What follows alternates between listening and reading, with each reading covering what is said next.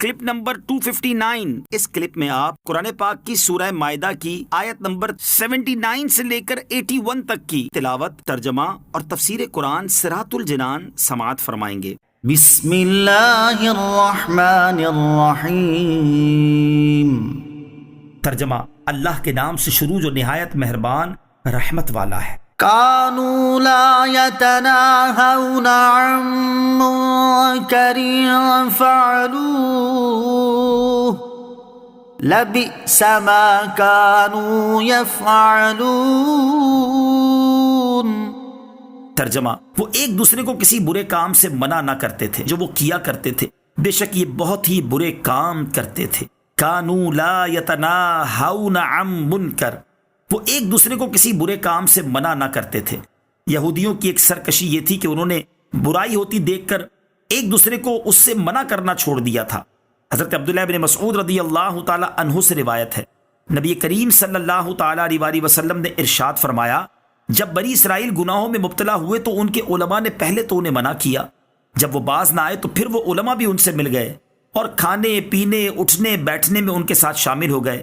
ان کی اسی نافرمانی اور سرکشی کا یہ نتیجہ ہوا کہ اللہ تعالیٰ نے حضرت داؤد اور حضرت عیسیٰ علیہ السلام کی زبان سے ان پر لعنت اتاری۔ گناہ سے روکنا واجب اور منع کرنے سے باز رہنا گناہ ہے۔ اس سے معلوم ہوا کہ برائی سے لوگوں کو روکنا واجب ہے اور گناہ سے منع کرنے سے باز رہنا سخت گناہ ہے۔ اس سے ان علماء کو اور بطور خاص ان پیروں کو اپنے طرز عمل پر غور کرنے کی حاجت ہے کہ جو اپنے ماننے والوں میں یا مریدین و معتقدین میں اعلانیہ گناہ ہوتے دیکھ کر اور یہ جانتے ہوئے بھی کہ میرے منع کرنے سے لوگ گناہ سے باز آ جائیں گے، پھر بھی یا شیخ اپنی اپنی دیکھ کر نعرہ لگاتے نظر آتے ہیں۔ حضرت ابراہیم بن عبد الرحمن عذری رضی اللہ تعالیٰ عنہ سے روایت ہے، نبی اکرم علیہ الصلوۃ والسلام نے ارشاد فرمایا، اس علم کو ہر پچھلی جماعت سے پرہیزگار لوگ اٹھاتے رہیں گے اور وہ غلو کرنے والوں کی تحریفیں، اہل باطل کے جھوٹے دعووں اور جاہلوں کی غلط تعویل و تشریح کو دین سے دور کرتے رہیں گے۔ مفتی احمد یار خان نعیمی رحمۃ اللہ تعالی فرماتے ہیں، اس میں غیبی بشارت ہے کہ تا قیامت میرے دین میں علماء خیر پیدا ہوتے رہیں گے جو علم دین کو پڑھتے پڑھاتے اور تبلیغ کرتے رہیں گے۔ خیال رہے کہ گزشتہ صالحین کو سلف اور پچھلوں کو خلف کہا جاتا ہے، لہٰذا ہر جماعت صالحین اگلوں کے لحاظ سے خلف اور پچھلوں کے لحاظ سے سلف ہے۔ حدیث پاک کی شرح کرتے ہوئے فرماتے ہیں، یعنی مسلمانوں میں بعض جاہل علماء کی شکل میں نمودار ہو کر قرآن و حدیث کی غلط تعویلیں اور مانوی تحریفیں کر دیں گے، وہ مقبول جماعت ان تمام چیزوں کو دفع کرے گی۔ الحمدللہ آج تک ایسا ہو رہا ہے اور آئندہ بھی ایسا ہوگا۔ دیکھ لو، علماء دین کی سرپرستی نہ حکومت کرتی ہے نہ قوم، لیکن پھر بھی یہ جماعت پیدا ہو رہی ہے اور خدمت دین برابر کر رہی ہے۔ ترى كثيرا منهم يتولون الذين كفروا لبئس ما قدمت لهم أنفسهم أن سخط الله عليهم وفي العذاب هم خالدون۔ ترجمہ: تم ان میں سے بہت سے لوگوں کو دیکھو گے کہ کافروں سے دوستی کرتے ہیں تو ان کی جانوں نے ان کے لیے کتنی بری چیز آگے بھیجی کہ ان پر اللہ نے غضب کیا اور یہ لوگ ہمیشہ عذاب میں ہی رہیں گے۔ یتولون الذین کفروا، کافروں سے دوستی کرتے ہیں۔ پچھلی آیات میں گزشتہ زمانے کے یہودیوں کی مذموم صفات اور ان کی عیوب و نقائص کا بیان تھا۔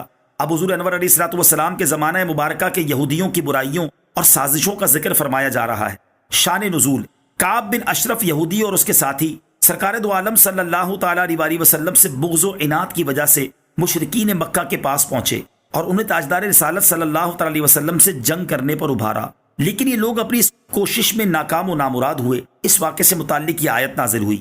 حضرت عبداللہ ابن عباس رضی اللہ تعالیٰ عنہما فرماتے ہیں، اس کا معنی یہ ہے کہ آپ علیہ الصلوۃ والسلام منافقین میں سے بہت سو کو دیکھیں گے کہ وہ یہودیوں سے دوستی کرتے ہیں۔ کفار سے دوستی کا نتیجہ یہ ہوا کہ اللہ تعالیٰ کا غضب ان پر نازل ہوا اور آخرت میں دائمی عذاب کے مستحق ٹھہرے۔ کفار سے دوستی کا دم بھرنے والے مسلمانوں کے لیے تازیانہ عبرت۔ معلوم ہوا کہ کفار سے دوستی اور موالات حرام اور جہنم میں لے جانے والا کام ہے۔ یہ آیت مبارکہ ان مسلمانوں کے لیے تازیانہ عبرت ہے جو کفار کی مسلمانوں سے کھلی دشمنی اپنی روشن آنکھوں سے دیکھنے کے باوجود صرف اپنے منصب کی بقا کی خاطر ان کی طرف دوستی کا ہاتھ بڑھاتے، ان کی ہاں میں ہاں ملاتے اور ان کی ناراضی سے خوف کھاتے ہیں۔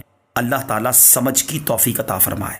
وَلَوْ كَانُوا يُؤْمِنُونَ بِاللَّهِ وَالنَّبِيِّ النبي وما أنزل إليه ما اتخذوهم أولياء ولكن كثيرا منهم فاسقون۔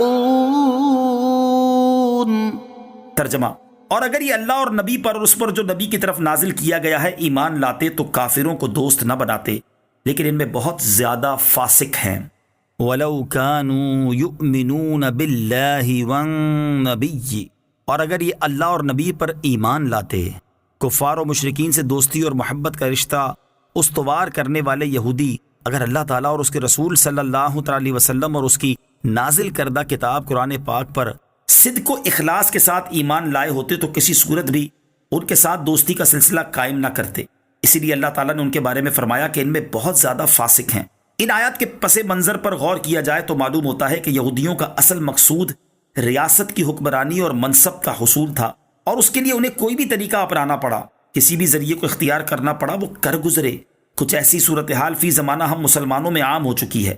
اپنی کرسی کو بچانے کے چکر میں کفار کے سامنے گھٹنے ٹیکتے اور ایڑیاں گھسیٹتے پھرتے ہیں۔ اللہ تعالیٰ انہیں عقل سلیم عطا فرمائے۔